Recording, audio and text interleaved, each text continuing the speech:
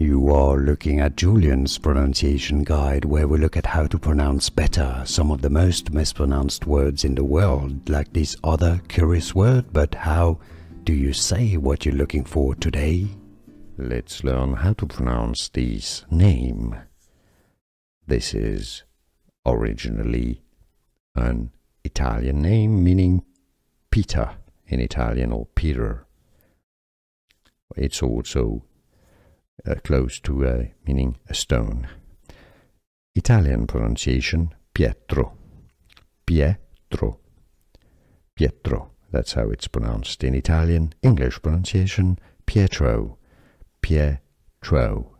Pietro.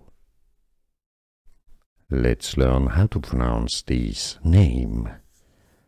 This is originally an Italian name meaning Peter in Italian, or Peter. It's also close to meaning a stone.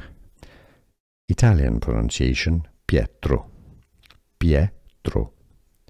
Pietro. That's how it's pronounced in Italian. English pronunciation Pietro. Pietro. Pietro.